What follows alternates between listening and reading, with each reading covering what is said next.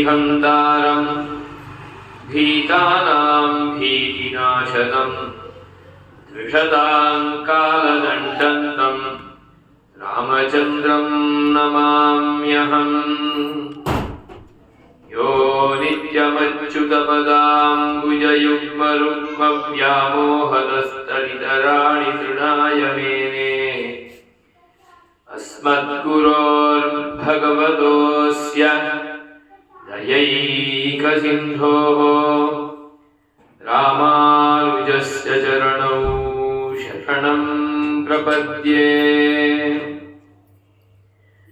श्रीशैलेशदयापात्रं धीभक्त्यादिगुणार्णवं यतीन्द्रप्रवणं वन्दे रम्यजामातरं मुनिम्।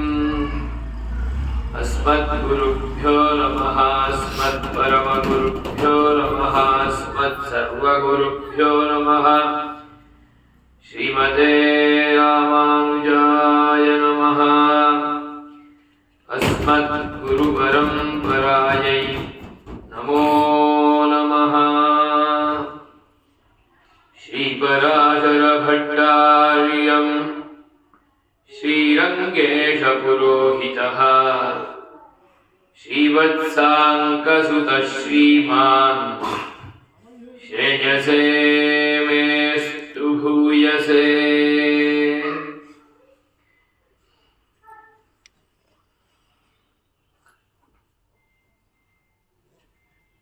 अखिल हेय प्रतिनीकर समस्त कल्याण गुणाकर श्री सीता रामचंद्र भगवान का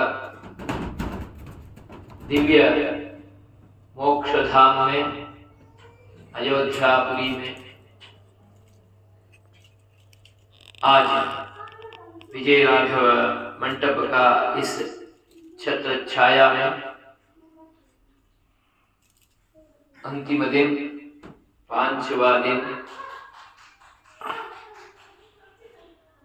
स्वामी अनंत श्री विभूषित उभय वेदांत प्रवर्तकाचार्य कमल नयनाचार्य जी का, कमल नयनाचार्य स्वामी जी का जन्मोत्सव के दिन ही ज्येष्ठा नक्षत्र युक्त इस महानक्षत्र ज्येष्ठा नक्षत्र, ऐसा नक्षत्र युक्त इस पावन दिन में अंतिम श्लोक का अष्टाक्षरी द्वय और चरम श्लोक, इन तीनों का अनुसंधान करने का एक मार्ग जिस अष्टश्लोकी से प्रशस्त करवाए, ऐसा अष्टश्लोकी का अंतिम श्लोक का आज हम अनुसंधान करने के लिए और साथ में चिंतन करने के लिए यहाँ पर हम उपस्थित हैं। तो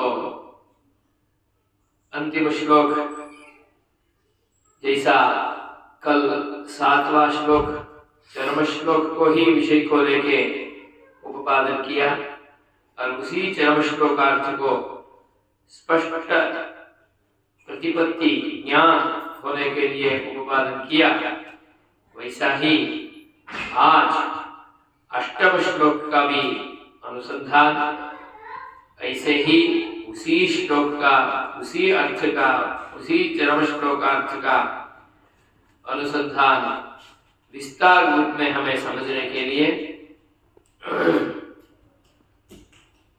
पूज्य भट्टर स्वामी जी अनुसंधान का प्रकार हमें मार्गदर्शन करते हैं। पहले उस श्लोक का पारायण करके उसका साधारण अर्थ अनुसंधान करते हुए आगे बढ़ेंगे। निश्चित्यत्वदधीनतां मयि सदा कर्माद्युपायान् हरे कर्तुं त्यक्तुमपि प्रपत्तुमनलं सीदामि दुःखाकुलः। एतज्ज्ञानमुपेयुषो मम पुनः सर्वापराधक्षयं कर्तासीति दृढोऽस्मि ते तु चरमं वाक्यं स्मरन् सारथेः ते सारथेः वाक्यं स्मरन् अहं दृढः अस्मि। किमर्थं? मम अपराधक्षयं कर्तासि इति दृढः अस्मि। मतलब ये वहां है, हम सब भगवान का सानिध्य, आचार्य सानिध्य, बड़ों का सानिध्य जाने के लिए इसलिए ही डरते हैं कि हम उसके लिए योग्य नहीं हैं। हमारे में इतना अपराध है तो हम कैसे वहां तक पहुंच पाएंगे? हमारे जन्म से हम आज तक का हमारे जो पाप क्रियाओं का समूह है उसको याद करेंगे तो हम रोज संध्यानित्य नित्य कर्म क्या, थोड़ा कुछ भी भगवान का मंदिर के आसपास में भी चलने के लिए योग्य है ही नहीं। परंतु हमारे सभी दोषों को वो भगवान पूर्ण रूप में क्षमा करते हैं।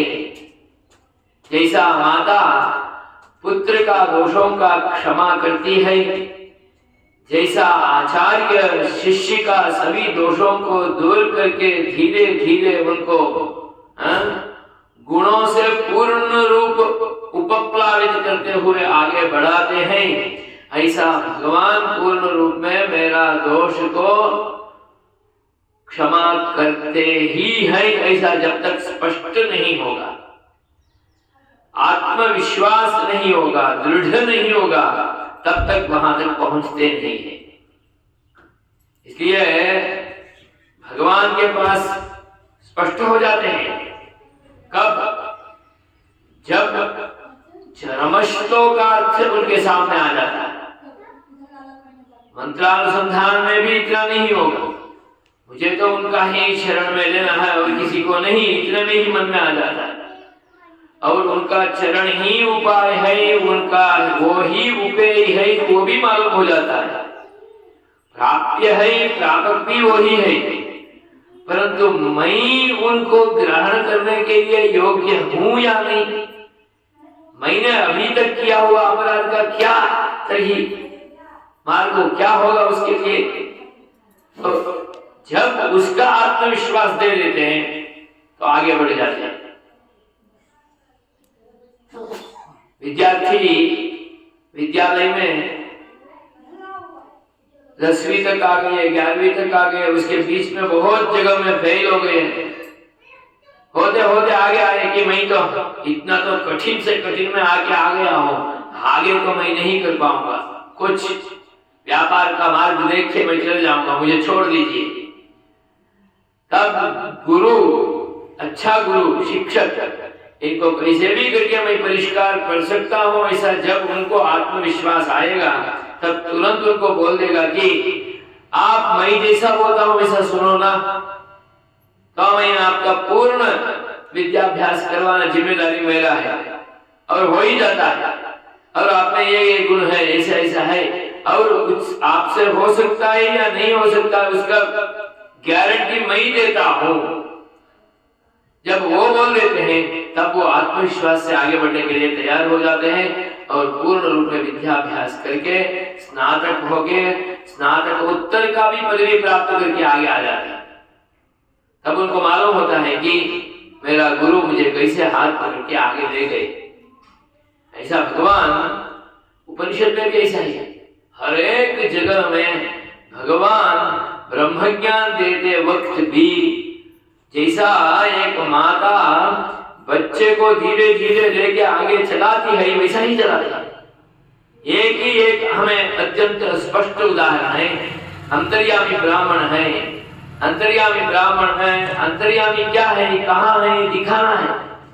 तो दिखाना है तो देखो ये पृथ्व्याम तिष्ठन् या अप्सु तिष्ठन् या ओषधिषु तिष्ठन्, ऐसा हर एक को दिखा के इसमें है ही भगवान, इसमें रहते हुए इसको चलाते हैं, इसको चलाते हैं, ऐसा वो भी नहीं जानता है, वो नहीं जानता है तो भी उसको चलाते हैं। तो वो जो उसको चला रहे हैं वो ही आपको भी चलाने वाले हैं, वो ही तमापि अंतर्यामी अमृतः। ऐसा हर एक विषय में दिखा गया, वो भी षोडशतत्वः, पृथ्वी से शुरू करके अपना जीवात्म तत्व अत्यंत सूक्ष्म जो जान भी नहीं सकता है वैसा तत्व जो है वहां तक धीरे धीरे दिखा के ये अंतर्यामी तत्व है ऐसा दिखा देना।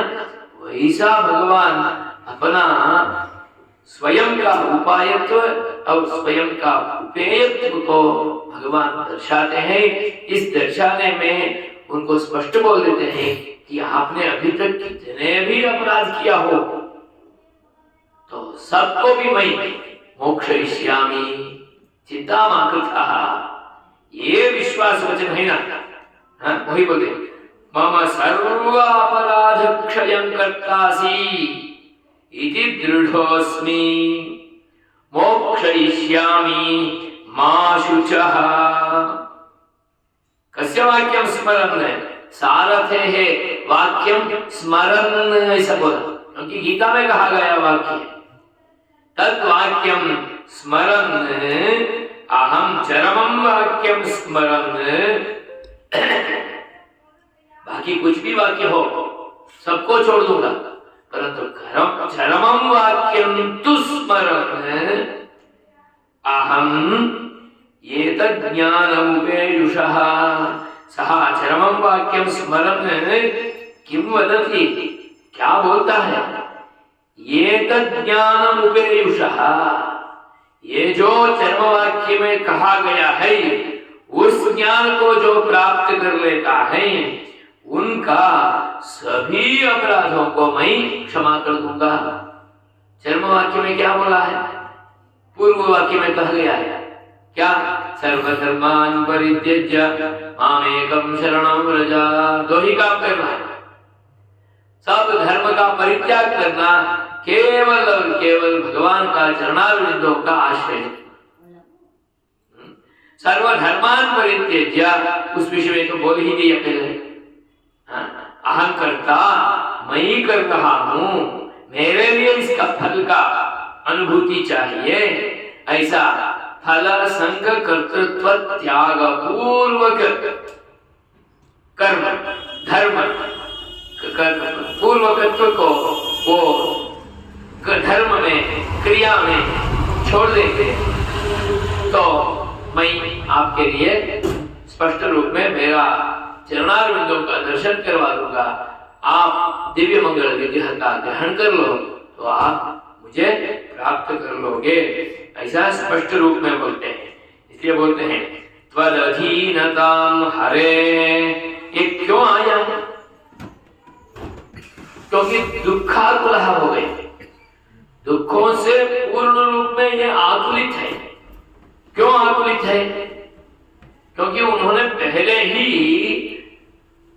जैसा अभी एक साधन बोल रहे हैं वैसा 3-4 साधन बोला गीता में। क्या ज्ञान कर्मयोग बोला, ज्ञान योग कहा है और भक्ति योग भी कहा है, परंतु कर्मयोग, ज्ञान योग, भक्ति योग ये तीनों भी अनुष्ठान करने में पूर्ण कठिनता है और उसके लिए मैं योग्य भी नहीं हूं। इतना कर्म है, इतना कर्म है, कहीं कहीं जो कर्माचरण करने वाले ब्राह्मण के हम घर जाते हैं तो दिन भर कर्म करता रहता है, दिन भर कर्म करता रहता है। मैं तो कुछ श्री वैष्णवों को कर्मठों को देखा हो कि उनका माध्यान्हिक करते करते 3-3:30 बज जाता है, वो सूर्य का दर्शन ऐसा नहीं कर पाएगा, पीछे से ऐसा मुड़ के करेगा, क्योंकि पूर्वाभिमुख होके ही तो सूर्य का दर्शन करना, इसलिए ऐसा घूम के तो नहीं कर सकते हैं। तो ऐसे ही करना, तब तो उनका पूर्ण रूप में भक्ति गति हो जाता है। इतना, क्योंकि इतना कर्म गति में इतना हो जाता है, और इतना वो देखेंगे तो ब्राह्मण बनना बहुत कठिन है, नहीं हो सकता है, ऐसा तो स्पष्ट रूप में हो जाता है। और कुछ सिनेमाओं में मैं देखा, वो बोलते हैं कि ब्राह्मणों पूरा अपना समय को ऐसे ही काम करते करते, पूजा करते करते पूर्ण कर देते हैं। पूर्ण करते करते लगभग दोपहर हो जाता है, 11-12, कभी कभी तो 1 बज जाता है, नहीं बोला ना वैसा 2 भी बज जाता है। 2 बज गया तो पूर्ण रूप में अच्छी तरह से भोजन प्रसाद, भगवान का प्रसाद आ जाएगा, तो राजभोग आ गया तो स्वीकार कर लिया, तो बाद में सो जाता है। सो गया तो फिर उठता है तो लगभग शाम हो जाता है, संध्या का नजदीक का समय हो जाता है। थोड़ा कुछ वार्तालाप इत्यादि, दूध पान इत्यादि करते करते समय हो जाएगा, तो संध्या में बैठ जाता है। संध्या में बैठ गई तो कोई भी शिष्य आएगा, शिष्य को 1 क्लास या 2 क्लास देगा, तो कुछ प्रवचन करेगा, सत्संग करवाएगा, उसके अंदर रात हो जाएगा। रात होते ही फिर द्वितीय भोजन, भगवान का प्रसाद, आरती, भोजन, भगवान का शयन, शयन का प्रसाद क्या करें, फिर दूध दुग्धपान करके शयन, ये ही रूटीन में आ जाता है। उसके अलावा और कुछ कर ही नहीं पाता है ब्राह्मण। वहां तक भी वो उसमें उनको अपहास्य भी करते हैं, वो हास्य नहीं है, वो अपहास्य है। तो ऐसे तक उनका कठिन अनुष्ठान होता है। ये सब देखेंगे तो सबको डर लगता है कि कर्मयोग कठिन है, खुद को ही कर्मयोग कठिन है वो मालूम है, हमें भी मालूम है, परंतु हमें कहा गया है दूसरा मार्ग नहीं है, इससे हम छूट नहीं पाएंगे, क्योंकि कर्तव्य है। जितने भी कठिनता हो आपको ये करना ही है, इसलिए वो करेंगे। परंतु ऐसा कठिन कर्मों को करते करते करते करते भी आगे उनका ब्रह्म ज्ञान का मार्ग खुल जाता है, और धीरे धीरे कर्मों के द्वारा ज्ञान का मार्ग भी, सत्संग का मार्ग भी, शास्त्र का रहस्य तत्वों का अर्थ तत्व भी प्रैक्टिकली समझ लेता है, प्रायोगिक रूप में समझ लेता है। समझते समझते उस विषय को पूर्ण रूप में बाहर ले आके सभी लोगों के बीच में सबको सन्मार्गदर्शन करने में उसको उपयोग कर लेता है। तो वैसा उस मार्ग का अनुसंधान करते आगे जा पाएंगे। परंतु ये कठिनता है, इसलिए उपाय तो है, परंतु अत्यंत कठिन उपाय है। इसलिए तो ऐसा छोड़ेंगे, ज्ञान योग में जाएंगे तो ज्ञान योग भी इतना ही कठिन है, और ज्ञान योग छोड़ो तो भक्ति योग में जाएंगे, भक्ति योग भी इतना ही कठिन है, और भक्ति योग करना है तो भी ज्ञान कर्म दोनों को तो विशेषण रूप में लेके ही करना है, वो पूर्वाचार्यों का आदेश है, तो फिर भी कठिनता है। ऐसा समय में जब दुःखाकुलः अर्जुन, तो मैं तो क्या कर पाऊंगा, समझ में नहीं आ रहा है, ऐसा स्थिति में दुःखाकुलः सीदामि खिन्नः अहं भवामि इति यदा अर्जुनः श्रीकृष्णस्य चरणनलिनयोः सन्निधौ विज्ञापनमकरोत्। जब ऐसा विज्ञापन करते हैं, प्रार्थना करते हैं, तब श्री कृष्ण भगवान ये अंतिम उपाय का हमें उपदेश किया। ऐसा अंतिम उपाय का अलग अलग अवतारों में, अलग अलग स्वरूप में भगवान ही हमें ये मार्गदर्शन, अंतिम चरम श्लोक का उपदेश भी करवाया है। ऐसा ये चरम श्लोक अत्यंत अपेक्षित समय में उनके लिए ये उपदेश किया है। इसलिए मा शुचः प्रपत्तुमनलम्, ये शरणागति जो है ये अत्यंत सुलभ रूप में, उपाय के रूप में स्वीकार करके आगे जाने के लिए, शरणागति के लिए अनुकूल होता है। परंतु शरणागति करने के लिए भी उसमें अलग अलग अंगों का भी उपवर्णन हमें पूर्वाचार्यों करके दिखाते हैं। कैसा आनुकूल्यस्य संकल्पः, प्रातिकूल्यस्य वर्जनम्, रक्षिष्यति विश्वासः, गोप्तृत्व वर्णन तथा आत्मनिक्षेप कार्पण्ये षड्विधा शरणागति। ये शरणागति जो है उन्होंने कहा सर्वधर्मान परित्यज्य मामेकं शरणं व्रज, मुझे एक को ही शरण के रूप में आपको स्वीकारना, एक को ही स्वीकारना। ये विषय तो हमें पहले ही मूल मंत्र में ही और द्वय मंत्र में ही अनुसंधान के लिए मिला, परंतु एक को ही शरण में लेना उसका अभिप्राय क्या है तो वो स्पष्ट कर देते हैं। आनुकूल्यस्य संकल्पः प्रातिकूल्यस्य वर्जनम रक्षिष्यति इति विश्वासः। इनके बिना और कोई मुझे रक्षण करते नहीं है, ये ही करेंगे, ऐसा पूर्ण विश्वास, उसको महाविश्वास ऐसा बोलते हैं। और रक्षकत्व के विषय में भी उनका ही वर्णन करना है, और रक्षकत्व वर्णन करते वक्त अपना रक्षकत्व वर्णन ऐसा करेंगे तो भी स्वार्थ आ जाएगा। इसलिए अपना रक्षकत्व जो है वो भगवान का रक्षकत्व वर्णन के अंतर्निगूहित के रूप में इनको वहां पर प्रार्थना कर। गोप्तृत्व वर्णन और कृपण भाव क्यों? क्योंकि प्रपन्न है, शरणागत है, सभी अर्पण कर लिया, अर्पण आगे कुछ करने के लिए उनके पास है ही नहीं, तभी ही वो कृपण हो जाते हैं। मेरे पास और कुछ है ही नहीं देने के लिए, ऐसा स्थिति में होके अपने को समर्पित कर देना है। मेरे पास कुछ है तो वो दे के कुछ ले सकता, जैसा विद्या को पैसा देके गुरु के पास से लेता है, कहीं करके देके उनके पास से दे लेते हैं, पर तो कहीं करी भी मेरे पास नहीं है, क्योंकि कहीं करी आपका ही है, क्योंकि मैं आपका हूँ, मैं जो भी कहीं करी करता हूँ वो भी आपका है, इसलिए कहीं करी भी मेरे पास नहीं है, इसलिए कुछ भी मेरे पास है ही नहीं देने के लिए। ऐसा स्थिति में अपना कृपणता का भी भाव अनुसंधान करते हुए उनको वहां पर ये शरणागति का अनुसंधान करना। और आत्मनिक्षेप, तो अपना ही पूर्ण रूप में निक्षेप समर्पण, तो आप आत्मनिक्षेप कार्पण्य, ये 6 विधों के स्वरूप में गुंफित जो शरणागति है उस शरणागति को ही यहाँ पर मामेकम शरणं व्रज ऐसा इस वाक्य से उपदेश करते हैं।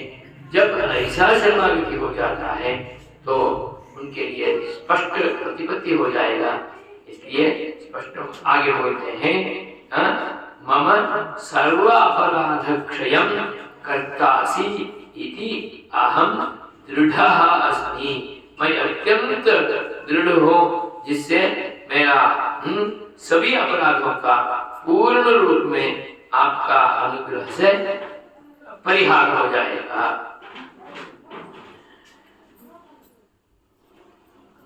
क्योंकि सवासन भगवान का आश्रय जो करता है उनका पूरा कर्म क्षय हो जाता है, उसको स्वयं बोलते हैं क्षीयन्ते, श्रुतियों में क्षीयन्ते चास्य कर्माणि तस्मिन् दृष्टे परावरे। वो परावर परब्रह्म परमात्मा का दर्शन करते हैं तो इनका सभी कर्मों का पूर्ण रूप में क्षय हो जाएगा, नाश हो जाएगा। और चरम वाक्यम स्मरन माशुचः, शुचम माकृथाः शोकम माकृथाः, कभी भी आपको इस विषय से दुखी नहीं बनना। तो इस अष्टश्लोकी में अंतिम पर्व में पूर्ण रूप में चरम श्लोकार्थ का उपादन करते करते हमें आचार्य सूक्ति के अनुसार सुदुष्करेण शोचेत यो येन येनेष्ट हेतुना सस तस्याहमेवेति चरम श्लोक संग्रह। ऐसा पूर्ण रूप में नित्य योग करते हुए भगवत साम्राज्य में भगवान का कैंकर्य करते हुए रह जाते हैं, वो जिस कर्मों के कारण से शोकाविष्ट हो जाते हैं अपना पापों के कारण से, तब भगवान स्पष्ट रूप में उनको बोलते हैं कि अहम तस्य एव तस्य अहमेवेति, मैं ही उसका स्वरूप में आपके पास हूं, इसलिए आपको कैसे भी रूप में शोक नहीं करना। ऐसा भगवान स्वयं उनको लिख के दे देते हैं। ऐसा हो गया, जब तक बॉन्ड पेपर में लिख के नहीं देगा तब तक वो उनका नहीं होगा। ये चरम श्लोक ऐसा है कि भगवान ने लिखित दे दिया, प्रतिज्ञा कर लिया, तो अहम तव पापानां पूर्ण रूपेण परिहारं करिष्यामि, जरा भी आप में पाप नहीं रहेगा, वैसा मैं आपका पूर्ण पापों का परिहार कर दूंगा, विनाश कर दूंगा। उसके लिए आपको करना एक ही है कि धर्म परित्याग करना और मेरा चरणों का ग्रहण करना। फलसंग कर्तृत्व त्याग पूर्वक कर्मों का अनुष्ठान करते हुए मैं ही, मेरा दिव्य मंगल विग्रह ही आश्रय के लिए स्थान है, उसके लिए उसके सिवा उसके बिना और कुछ ही नहीं। ऐसा स्पष्ट रूप में प्रतिपत्ति इस विषय में होनी चाहिए। तो प्रायश्चित्तादि कर्मों को भी उसी दृष्टि से अनुष्ठान करना।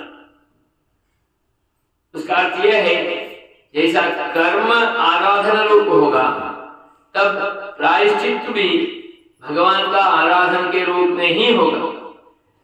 तब नित्य कर्म जो है संध्यावदनादि, वो भी भगवान का आराधन रूप ही हो जाएगा। तब इनका पाप का निवृत्ति के लिए वो अनुष्ठान ऐसा स्वरूप नहीं प्राप्त करेगा। इसलिए संध्या वंदन करने में भी कोई भी श्री वैष्णव कभी भी हिचकिचाते नहीं, क्योंकि वो भी एक आराधना है। सदा सवित्र मंडल मध्यवर्ती इत्यादि उक्त प्रकार में सूर्य मंडल मध्यवर्ती भगवान का आराधना के रूप में ही प्रायश्चित का भी अनुष्ठान करते हैं। तो इसलिए प्रायश्चित भी आराधन रूप में ही इस अनुसंधान में हो जाता है। ऐसा 8 श्लोकों से पूर्ण रूप में हमें अष्टाक्षर का, द्वय का और चरम श्लोक का अर्थानुसंधान का प्रकार हमें भट्टर स्वामी उपदेश किए। उसके अनुसार हमें इस तीनों मंत्रों का अनुसंधान करना है, और अनुसंधान करने से पहले हमें ये अष्टश्लोकी का अनुसंधान के साथ हम इस मंत्रों का अनुसंधान करते हैं, क्योंकि मंत्र तो उपदिष्ट है। उपदिष्ट मंत्र का अनुसंधान करना दीक्षित का कर्तव्य है। मंत्र दीक्षा जिन्होंने लिया उनका, तो इसलिए कम से कम एक माला, जिस दिन छुट्टी दिन है, समय है, वैसा नहीं है तो कम से कम 54 संख्या में अथवा 48 संख्या में अथवा 24 संख्या में अथवा 12 संख्या में, क्योंकि केशवादि नामावली है, उसके अनुसार हमें 24 अथवा 12 संख्या में तो मिनिमम हमें कनिष्ठ पक्ष में हमें अनुष्ठान करना अनिवार्य है। यही आचार्यों हमें हर समय में उपादन करके हमें उपदेश देते हैं। उसमें ये मंत्र का अनुसंधान करते करते बोलते हैं, मंदिरत्तै मंदिरत्ताल मरवादेत्यम, ऐसा तिरुमंगी आழ்வார் हमें परकाल स्वामी, परकाल मुनि दिव्य सूरी हमें आदेश देते हैं। मंत्र को हमें कोई व्याख्याओं से अर्थ समझने का जरूरत नहीं है। मंत्र को मंत्र से ही समझना है, वो समझ अत्यंत उत्कृष्ट है। जब ऐसा समझने में हमें सामर्थ्य नहीं होगी तभी ही हमें व्याख्यानों का आश्रय करना पड़ता है। कब ऐसा होता है? जब हम मंत्र को मंत्र संख्या के अनुसार अनुसंधान नहीं कर पाते, मंत्र को मंत्र अनुष्ठान का क्रम में हम अनुसंधान नहीं कर पाते हैं, तब हमें मंत्र का अर्थ मंत्र से आविष्कृत नहीं होता है, समझ में नहीं आता है। अब देखिए, कहीं भी जो भी जिसको भी योग्य भागवत को समर्पित भक्त को गुरु मंत्र दीक्षा दे दिया तो वो केवल और केवल उस मंत्र का अर्थानुसंधान में मन रखता ही नहीं है, केवल मंत्र का अनुसंधान करते ही रहता है। माला की संख्या वो कितना किया उसको ही पता नहीं, परंतु धीरे धीरे इधर उधर थोड़ा थोड़ा सत्संग में आते हुए उसको बल मिल जाता है। स्वयं मंत्रार्थ उनको ही समझ में आ जाता है। समझ में आ जाता है इतना ही नहीं है, उसका विस्तार भी हो जाता है। विस्तार होते होते ऐसा स्थिति में पहुंच जाता है, कोई भी शास्त्र अपने सामने आए उस शास्त्र को भी इस मंत्र का बल से समझ लेते। हम देखते हैं कुछ लोग, कुछ सिद्ध पुरुष, उन्होंने कुछ पढ़ा नहीं, लिखा नहीं, शास्त्र कहीं कालक्षेप नहीं किया, बैठा नहीं, जो भी नहीं, परंतु सब शास्त्रार्थ बोलता रहता है। कहाँ किया इतना? और इतना एक आदमी पढ़ भी नहीं सकता है, वो भी हमें पता चल जाता है। वो कैसे हुआ? क्योंकि वो दीक्षा से प्राप्त जो मंत्र है उसका अत्यंत श्रद्धा से, मंत्र को आवर्तन संख्या जितना कहा था उससे भी अधिक से इतना अच्छी तरह से उन्होंने अनुसंधान किया तो मंत्रार्थ स्वयं प्रकाशित हो गया। और वहां तक क्यों जाते हैं? हमें जो पहले भट्टर स्वामी इस मंत्र का अर्थ का अनुसंधान करते हैं, इस 8 श्लोकों में मंत्र का अर्थानुसंधान को प्रकाशित किए, उनको कैसे समझ में आया? क्या रामानुज स्वामी उनको उपदेश किए थे बिठा के, या और कोई आचार्य पूरे स्वामी उनको बिठा के उपदेश दिए थे? नहीं। जिस दिन समाश्रित हो गया उस दिन उसको मंत्रोपदेश हो गया। मंत्रोपदेश हो गया तो मंत्र का अनुसंधान में लगे रहे तो मंत्र का अर्थ आविष्करण स्वयं हो गया। तो उन्होंने सोचा कि आगे का लोग अच्छी तरह से अनुसंधान करेंगे या नहीं करेंगे, अथवा करने में श्रद्धा अकस्मात कम हो जाएगा तो हमें इसका प्रकाशन करना चाहिए। इस दृष्टि से भट्टर स्वामी हमें 8 श्लोकों में इस मंत्र का रहस्यार्थ को, महात्म्य को, तत्व को हमें प्रकाशन करवाए।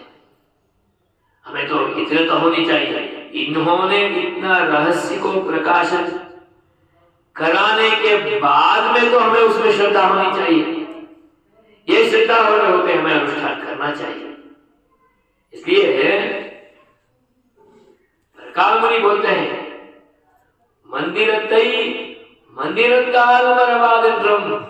मंत्र को, मंत्रार्थ को मंत्र से ही समझना चाहिए, मंत्र का पुरस्चरण से ही समझना चाहिए। एक दिन श्रीमन नारायण चरणों शरणम प्रपद्ये श्रीमते नारायणाय नमः बोलेंगे तो समझ में नहीं आएगा। रोज उसी मंत्र को 108 बार बोलते रहेंगे तो कुछ प्रकाश तो स्वयं हो जाएगा, समझ में आने लगेगा। और शरणागत होता है उनका मुख में भी चमक आ जाएगा। आप मंत्रानुसंधान करने वाले का मुख देखिए, इतना प्रकाशित होता है, क्योंकि उनका बुद्धि विकसित है, मन विकसित है, चित्त विकसित है। तो ये जब विकास होगा तब प्रकाश आएगा ही आएगा। तो इसलिए मंदिर नहीं, मंदिर ऐसा स्पष्ट रूप में हमें आदेश देते हैं। इसलिए इस मंत्र का पूर्ण रूप में हम सबको रोज अनुसंधान करने का एक व्रत, एक नियम आज से भगवान का कृपा से प्राप्त हो, ऐसा भगवान का चरणारविंदों में प्रार्थना करते हैं। इससे पूर्ण रूप में उपाय का स्वरूप, उपेय का स्वरूप ऐसा स्पष्ट रूप में हमारे मन में आके तो भगवान का आश्रय करने में उचित अनुकूलता सबको प्राप्त हो, ऐसा प्रार्थना करते हैं। इस आज इस प्रवचन श्रृंखला का अंतिम दिन में पूर्णाहुति करते हुए कृतज्ञता व्यक्त करने के लिए जो दास हिंदी भाषी भी नहीं हो, अर्थ तत्व को भी इतनी अच्छी तरह से जानता भी नहीं हो, तो भी एक योग्य अधिकारी ऐसा समझते हुए मुझे उतना दूर से पूज्य स्वामी जी बुलाए और इतना एक सदवकाश दिए। इतना ही नहीं, विद्वान जनों के सामने दास को उपस्थापित किए, थोड़ा कुछ जो समझा हुआ विषय को सभी स्वामी जियों के सानिध्य में उपस्थापित किया हो। जो भी गुण है वो भट्टर स्वामी का है, पूर्वाचार्यों का है, दोष है तो पूर्ण रूप में दास का है। इसलिए हम सब क्षीर न्याय से स्वीकार करते हुए दास को अनुग्रह करना, ऐसा सबसे प्रार्थना करता हूँ। और योग्य को इतना अच्छा तक दिया, इसलिए दास पूर्ण रूप में अधमर्ण हूँ, कृतज्ञ हूँ। जय श्रीमन नारायण। आज सभी बड़े विद्वानों का कुछ आशीर्वचन प्राप्त करके इस कार्यक्रम का पूर्ण जय श्रीमन नारायण। जय श्रीमन नारायण। गुरु जी आप स्वामी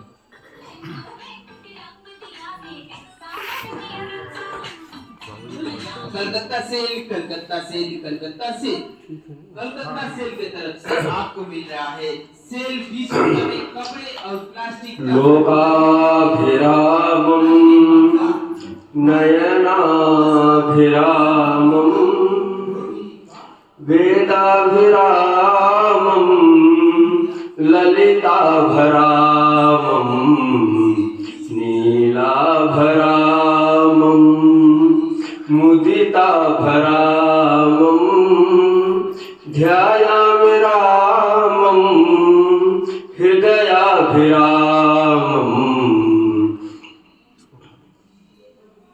संबोधनम तो संस्कृति।